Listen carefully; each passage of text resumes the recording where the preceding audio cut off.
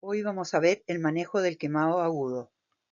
Las quemaduras son lesiones producidas en los tejidos vivos debido a la acción de diversos agentes físicos, químicos y biológicos que provocan alteraciones que van desde un simple enrojecimiento hasta la destrucción total de las estructuras.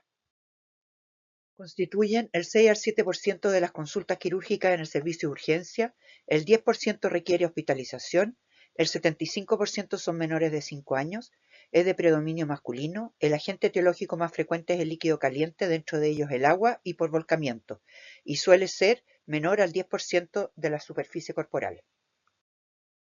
En la etiología podemos distinguir agentes físicos, químicos y biológicos. Dentro de los físicos están los térmicos que generan calor y ahí se encuentran los líquidos. La piel tiene dos capas, la epidermis y la dermis. La epidermis está compuesta por un plano estratificado queratinosado que tiene 5 capas, desde el interior hacia el exterior, la capa germinativa, la capa espinosa, granulosa, lúcida y córnea. Los queratinocitos son las células principales de la epidermis, representan alrededor del 90% de la población celular de la misma. Se caracterizan por tener una alta actividad mitótica y presentar una continua renovación. Los queratinocitos proliferan desde las capas basales y se van diferenciando hasta llegar hasta la superficie. Esto se demora aproximadamente un mes. Los melanocitos representan entre el 5 y el 10% de la población celular de la epidermis. Son células derivadas de la cresta neural y se caracterizan por tener prolongaciones dendríticas y su función principal es la producción de melamina, por lo tanto es la que le da la coloración a la piel. Las células de Langer derivan de la médula ósea, son células dendríticas presentadoras de antígeno y primordialmente su función es el inicio y la regulación de la actividad inmune. Las células de Merkel intervienen en la percepción de la sensibilidad táctil, de ella que se localice fundamentalmente en la epidermis, pulpejo de los dedos, en el folículo piloso y también tienen la capacidad de secretar sustancias hormonales. La epidermis se nutre a través de un proceso de difusión, intercambio que se lleva a cabo por medio de la membrana basal y las papilas dérmicas, que contienen el plano dérmico superficial. La dermis, que es la capa más interna, es el sostén estructural de la epidermis, capa de la que se encuentra anclada a través de la unión dermoepidérmica, esta última constituida por la membrana basal, hemidesmosomas y fibras de anclaje. La dermis es pobre en células y rica en matriz extracelular. Está compuesta por tejido conectivo, fibras de colágeno, fibras reticulares y de elastina, lo que le da la resistencia y la elasticidad a la piel, características importantes a considerar en el tratamiento de las quemaduras. La dermis está constituida por dos capas, la dermis papilar, la capa más superficial en contacto con la unión dermoepidérmica, rica en vasos sanguíneos y mayor celularidad. La dermis reticular, capa más profunda, rica en fibra y más gruesa que la anterior. La principal célula de la dermis es el fibroblasto, célula productora de los elementos de la matriz extracelular.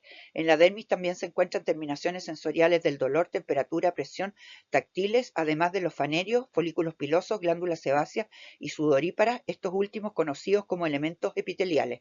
En la dermis, y muy importantes desde el punto de vista estratégico de la reparación de las quemaduras en su espesor parcial. La piel posee doble inervación, una simpática que está encargada de la motricidad vascular, del sistema pilomotor y de la inervación glandular, y una espinal que recoge las sensaciones mediante corpúsculos especiales y terminaciones libres, y nos habla de el tacto, el frío, el calor y el dolor. En relación a la vascularización existen dos plexos. Uno, el plexo subpapilar o red vascular superficial, que está debajo de las papilas, irriga las glándulas sebáceas, músculo erector del pelo y los conductos de las glándulas sudoríparas. Y el plexo subdérmico o red vascular profundo, que recorre la hipodermis, nutre la hipodermis y los tejidos próximos, como los folículos pilosos y las glándulas sudoríparas. Las funciones de la piel son la protección de infecciones y lesiones, prevención de pérdida de fluido, regulación de la temperatura corporal y contacto sensorial con el medio ambiente. Su alteración conlleva una pérdida de temperatura, mayor riesgo de infección, alteración en la cicatrización, alteración en la sensibilidad como el dolor y pérdida de la elasticidad y compromiso funcional. En la magnitud de la lesión quemadura intervienen varios factores: el agente causal, la intensidad, el tiempo de exposición y la respuesta individual. La magnitud del daño producido por la quemadura es el resultado de la interacción entre la cantidad de energía involucrada, el tiempo de exposición y la localización topográfica, esto último dependiendo del área corporal comprometida. Existirán variaciones en la calidad de la irrigación, cantidad de fanerios presentes y grosor de la piel. Para ilustrar, una misma cantidad de calor actuando durante el mismo tiempo producirá lesiones más profundas en aquellas zonas que tengan la piel más delgada. Lo mismo ocurre en pacientes que se caracterizan por tener una piel delgada, como son los niños y los pacientes de la tercera edad. Fisiopatología. La respuesta fisiopatológica del paciente quemado es compleja y dinámica. Los cambios fisiopatológicos producidos por una quemadura a nivel cutáneo son los siguientes: desnaturalización de las proteínas, pérdida de la integridad de la membrana plasmática. El hecho fisiopatológico fundamental es el daño celular, y la temperatura y la duración del contacto tienen un efecto cinético. La gravedad de la lesión está determinada principalmente por la extensión. Simplificando este concepto, podemos decir que una quemadura pequeña genera un compromiso inflamatorio local, mientras que una quemadura extensa provoca un compromiso sistémico. Respuesta local. Las alteraciones locales causadas por la quemadura afectan primariamente a los plexos dérmicos y que, de acuerdo a su magnitud, pueden corresponder a vasodilatación que se traduce en eritema, aumento de la permeabilidad vascular que conlleva la formación de flictenas y exudación y coagulación intravascular provocando necrosis. La lesión cutánea producida por una quemadura se divide en tres zonas descritas por Jackson en 1947, que son las zonas de coagulación, zonas de éstasis y zonas de hiperemia. La zona de coagulación necrosis o central es la zona de contacto con el calor. La lesión es inmediata e irreversible. No hay células viables debido a la coagulación de las proteínas constitutivas del tejido. La zona de éstasis es el área alrededor de la coagulación con un grado moderado de lesión por una perfusión disminuida del tejido, daño vascular y aumento de la permeabilidad vascular, existiendo mezcla de células viables y no viables. Hay una intensa reacción inflamatoria, alteraciones de la microcirculación con fenómenos de agregación plaquetaria y de fibrina, microtrombos. Estas pueden recuperarse restituyendo la perfusión del tejido dentro de las primeras 48 horas. Por eso es que es fundamental la adecuada reanimación inicial para que no se profundice hacia la zona de necrosis y se recuperen las células viables con déficit de perfusión. La zona de hiperemia o periférica presenta una importante vasodilatación en las células viables debido a la liberación local de mediadores inflamatorios. Esta zona no está en riesgo de necrosis y generalmente se recuperan sin mayor dificultad.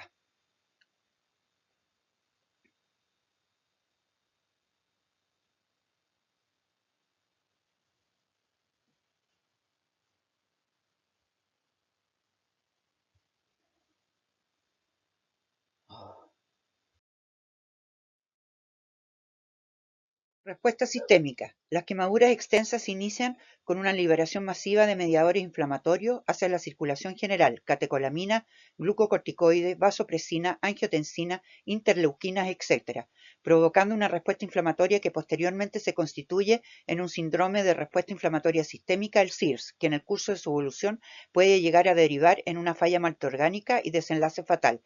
Estos mediadores producen un aumento de la permeabilidad vascular con extravasación de líquido hacia el intersticio y aparición consecuente de edema.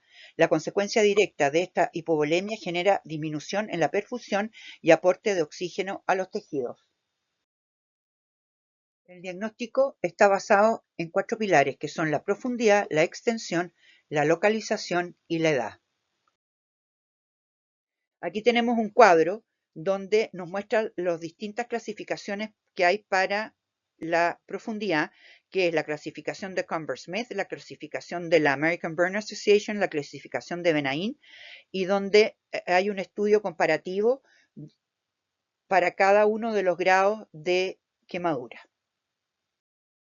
La quemadura tipo 1 de primer grado, tipo A, eritematosa de Benain, afecta el estrato granuloso de la epidermis. Hay una vasodilatación de los capilares dérmicos causado por la luz ultravioleta o exposición muy corta a una llamarada. Hay eritema, edema y dolor, y cura espontáneamente sin secuelas en 7 días. Aquí hay unas fotos que ilustran lo que recién mencionamos.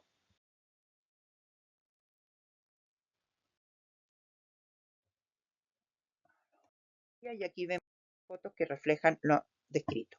Quemadura tipo A flictenular, Quemadura de segundo grado profundo, quemadura tipo AB de Benaim. Compromete la epidermis, dermis papilar y reticular. Respeta los fanerios profundos. Hay una destrucción de la membrana basal y trombosis del plexo subpapilar. Tiene un color rosado pálido, amarillo y blanco. Hipoalgesia, regenera en 21 días y deja una cicatriz hipertrófica. Aquí vemos una foto que refleja lo recién mencionado. Quemadura de tercer grado, quemadura tipo B de Benaim, compromete todas las capas de la piel, pudiendo comprometer la grasa, llegando hasta el hueso. Aspecto blanco, carbonizado, acartonado. Vamos a encontrar los vasos trombosados, sin dolor y no regenera, obliga al tratamiento quirúrgico. Tenemos unas fotos que nos muestran lo que acabamos de ver. Aquí hay un cuadro resumen donde, dependiendo de la profundidad de las quemaduras, se analiza el aspecto clínico, dolor, evolución, curación y el resultado estético. Ahora vamos a hablar de la extensión. Hay varias fórmulas para calcular la extensión de una quemadura. La más usada es la palma de la mano del paciente, que equivale al 1% de la superficie corporal. Esta incluye los dedos. Aquí tenemos la plantilla de Lund Brothers pediátrica para el cálculo de la extensión. En los niños, la superficie de los segmentos corporales varían con la edad. Lo que siempre tenemos que recordar que en los menores de 1 año hasta los 5 años, la cabeza ocupa una gran superficie corporal. En los menores de 1 año, la cabeza y el cuello alcanzan el 19%, llegando al 15% a los 5 años. Yo no pretendo que ustedes se acuerden de memoria de esto, pero sí que tengan claro que ocupa un gran volumen. Por lo tanto, cuando tenemos que ir a reponer el volumen perdido, debemos recordar esto para que no nos quedemos cortos con el volumen a aportar. Aquí está la plantilla de Lund Brothers que especifica, de acuerdo a la edad, qué extensión tiene cada segmento corporal. En la localización tenemos zonas especiales y zonas neutras. Las zonas especiales son aquellas con riesgo de producir secuelas funcionales y estéticas y determinan la gravedad local. Y tenemos la cara, las manos y pies, cuello, mamas, genitales, periné y pliegues articulares. Y estas no son zonas dadoras de injerto. Tenemos unas fotos que nos muestran lo recién mencionado.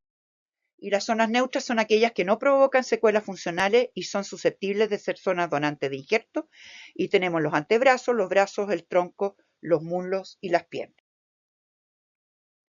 La edad. El pronóstico del paciente quemado es menos favorable en los extremos de la vida, pacientes menores de 2 años y pacientes mayores de 65 años. El niño no es un adulto pequeño. El paciente pediátrico tiene segmentos corporales que varían con la edad, mayor superficie corporal por kilo de peso, baja capacidad de termorregulación, especialmente en los menores de 6 meses que prácticamente no tienen masa muscular para contraer y generar calor, una mayor labilidad hemodinámica, piel más fina y elástica, mayor tejido celular subcutáneo y más laxo, baja capacidad de concentración renal, presencia de cartílago de crecimiento, mayor tendencia a la cicatrización hipertrófica postquemadura y las secuelas cicatriciales aumentarán con el crecimiento y el desarrollo del niño. Tienen mayores pérdidas por evaporación, mayores necesidades de líquido, ingesta de agua 4 veces la del adulto, mayor recambio del agua corporal en 24 horas, una inmadurez renal y son más susceptibles a la sobrecarga y a la hemodilución. Clasificación de la gravedad. Se recomienda que los pacientes quemados sean calificados en términos de su gravedad, porque nos da una aproximación del pronóstico vital, nos orienta al manejo terapéutico y para establecer si cumplen con los criterios de inclusión del régimen de garantías de salud GES. Aquí tenemos el cuadro del índice de gravedad que está dividido entre los menores de 2 años y entre 2 y 20 años. La gran diferencia que hay entre los menores de 2 años y los mayores de 2 años es que la quemadura tipo A se multiplica por 2 y se le agrega una constante de 20 puntos. Una vez que uno suma todo esto, nos da un número que lo vamos a ir a mirar a la siguiente tabla. Los puntos obtenidos de la tabla anterior nos dice que son pacientes leves los que tienen entre 21 y 40 puntos, moderados entre 41 a 70 puntos, grave entre 71 y 100, críticos entre 101 y 150 y de sobrevida excepcional más de 150 puntos. Los graves, los críticos y los de sobrevida excepcional son considerados grandes quemados GES y deben ser hospitalizados en la UPC, ya sea en intermedio como en la UCI. Estrategia de la atención. El manejo inicial. Una vez hecho el diagnóstico y clasificación de la gravedad, tenemos que decidir si el paciente va a ser hospitalizado o ambulatorio. Si es hospitalizado, en una sala o en la UPC, y si es ambulatorio, de manejo ambulatorio. El manejo inicial del paciente quemado tiene un impacto significativo y gravitante en el pronóstico posterior. El enfrentamiento a un paciente quemado es similar a un paciente con trauma. En el momento de la primera atención, el equipo de salud debe tomar siempre las precauciones estándar y evitar ser víctima de un nuevo accidente. Los criterios que usamos para decidir si un paciente es de manejo hospitalizado o en ambulatorio es de criterio, no de indicación, porque el criterio nos permite juzgar lo que encontramos frente al paciente que tenemos frente a nosotros, haciendo una unión de todos los hechos que encontramos, vamos a decidir si el paciente es de manejo ambulatorio o hospitalizado. Los criterios de hospitalización que vemos en esta tabla, debo hacer especial hincapié en los que son quemaduras infectadas con compromiso sistémico, como puede ser la escarlatina quirúrgica o el shock tóxico. Caso social, es decir, que no cumple con los requisitos mínimos para poder cuidar a un paciente quemado, no podrá concurrir a los controles cada 3 o 4 días y obviamente si se sospecha maltrato o negligencia. Ante esto, siempre hay que hospitalizar. Los criterios de manejo ambulatorio se muestran en esta tabla y vamos a hacer una evaluación y manejo inicial, la evaluación primaria y resucitación, que es evaluar las condiciones que amenazan la vida, la fase intermedia o de monitorización y la fase secundaria diagnóstica, que nos permite realizar un examen detallado y proceder a un tratamiento definitivo. Evaluación primaria ABC de trauma. A. Vía aérea. En la primera evaluación de la vía aérea se pueden distinguir 3 situaciones. Vía aérea despejada. Tenemos que mantener la permeabilidad, para ello inclinamos la cabeza con elevación del mentón. En caso de sospecha de lesión cervical, inmovilizamos el cuello, traccionamos la mandíbula sin la extensión cervical. Se requiere de maniobras avanzadas de intubación, hay que hacer una intubación orotraqueal. En los pacientes quemados, el riesgo vital más inmediato puede estar determinado por la obstrucción de la vía aérea superior, secundaria al edema en caso de injuria inhalatoria. Cuando encontramos alteración en la permeabilidad de la vía aérea, debemos sospechar injuria inhalatoria, que se define como alteración en la permeabilidad de la vía aérea superior, de la vía aérea inferior o intoxicación por monóxido de carbono. Y se sospecha cuando hay fuego o exposición a gases en lugares cerrados, compromiso de la conciencia previa, quemadura de cara y cuello por fuego, inflamación de la ropa, vibrisas nasales chamuscadas, ronquera progresiva, cambio de la voz, estridor, traquimnea y disnea, estridor y tos asociada a esputo carbonáceo y esputo carbonáceo o partículas de carbón en la orofaringe. La intubación orotraqueal está indicada en los pacientes con las siguientes condiciones: pacientes con sospecha de injuria inhalatoria, pacientes inconscientes y pacientes con trauma asociado a síndrome compartimental que compromete la vía aérea o la mecánica respiratoria. Existen diferencias anatómicas importantes entre la vía aérea de un adulto y la pediátrica. En estos últimos encontramos que la laringe está localizada más hacia cefálica, el ángulo de la glotis es más agudo, la glotis es más anterior y el punto más estrecho es el cricoidio, no la glotis. Exámenes complementarios: la radiografía de tórax puede ser normal, la fibrobroncoscopía no es imprescindible, la gasometría o la carboxihemoglobina pueden ser normales, no debe rechazar la intubación. B. Ventilación. Ahí analizamos la frecuencia respiratoria, el esfuerzo respiratorio, el volumen corriente, ruido de la vía aérea y ventilación y la oximetría de pulso. C. Circulación.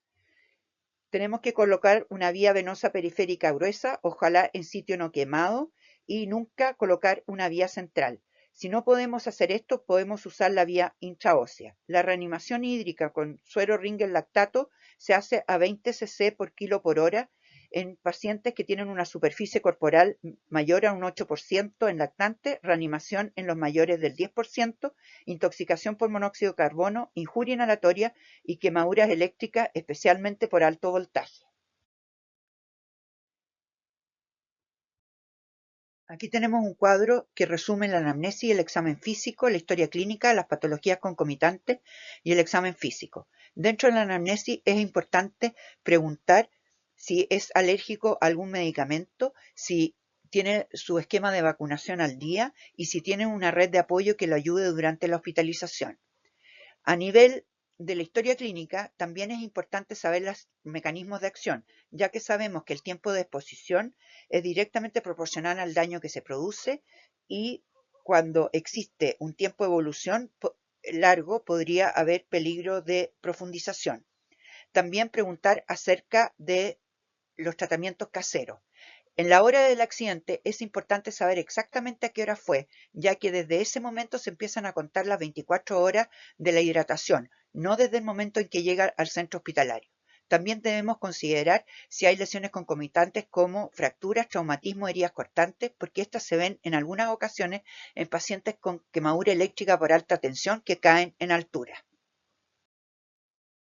Además, en la evaluación secundaria, siguiendo con el ABC, tenemos que ver el déficit neurológico. Inicialmente el paciente puede estar orientado y alerta. Hay que descartar lesiones asociadas como intoxicación por monóxido de carbono. La exposición. Hay que hacer un examen físico completo, evitar la hipotermia, cubrir y abrigar y control de la temperatura ambiental.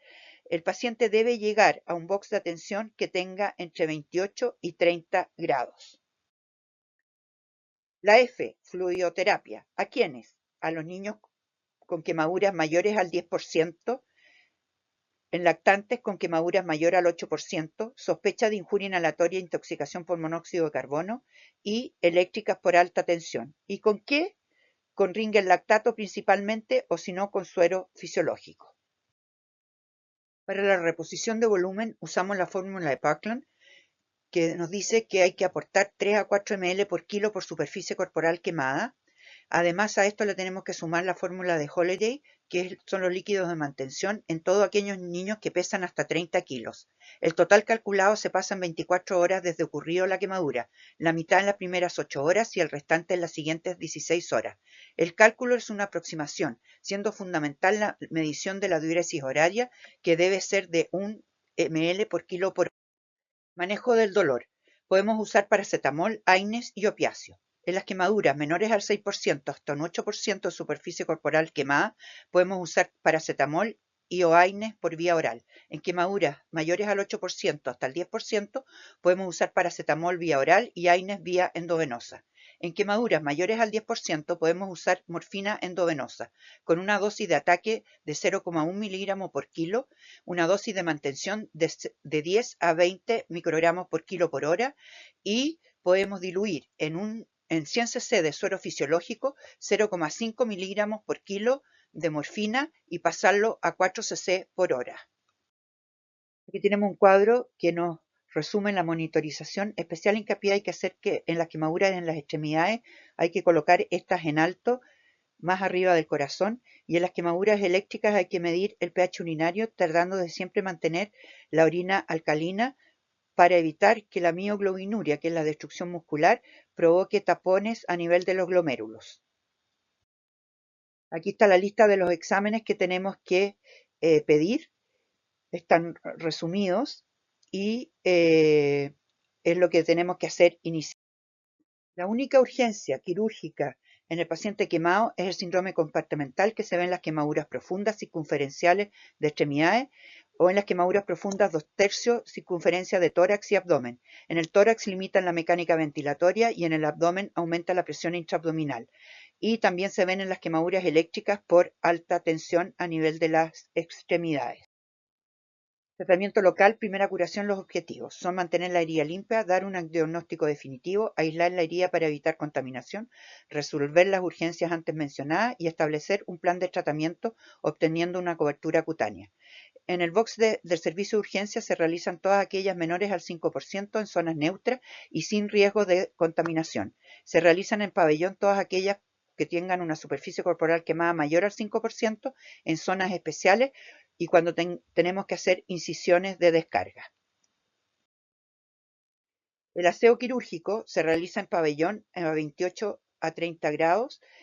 Hay una etapa prequirúrgica donde en la mesa quirúrgica se ponen campos estériles impermeables, rasurar zonas comprometidas excepto las cejas y lavar con clorhexidina. Y después hay que secarlas. Etapa quirúrgica: cambio de los campos estériles, asepsia en la piel sana, remover frichenas con compresa, retiro de material necrótico y cuerpos extraños, descompresión si está indicado, mantener la herida limpia y evaluar el diagnóstico definitivo y el pronóstico, y la cobertura puede ser oclusiva en las extremidades y el tronco y expuesta en la cara, glúteos y genitales. Habré cumplido con el objetivo de esta clase si después de esto ustedes pueden establecer el diagnóstico inicial de la quemadura y sus agravantes, la injuria inhalatoria, intoxicación por monóxido de carbono, síndromes compresivos, traumatismos asociados, etc. Instaurar una reanimación precoz y apropiada, manejar el dolor, monitorizar los parámetros e indicadores de resucitación, evitar complicaciones como la hipotermia y evitar contaminación de la quemadura. Resumen: los factores que determinan la severidad de la lesión quemadura son el agente, el tiempo de exposición, intensidad y características individuales. Los pilares fundamentales en el diagnóstico son la profundidad, la extensión, la localización y la edad. El pronóstico del paciente va ligado al índice de gravedad. El cálculo exacto es importante. Hay pocos profesionales familiarizados con el diagnóstico y tratamiento del paciente quemado. Puede llegar a ser un paciente muy complejo y solo una planificación bien estandarizada, ordenada y multidisciplinaria puede reducir los costos y mejorar el pronóstico. Más del 90% de las quemaduras puede ser exitosamente manejada en forma ambulatoria. Se pueden obtener buenos resultados con conocimientos del manejo del paciente quemado, monitoreo estricto y seguimiento por la naturaleza dinámica de la quemadura. Muchas gracias.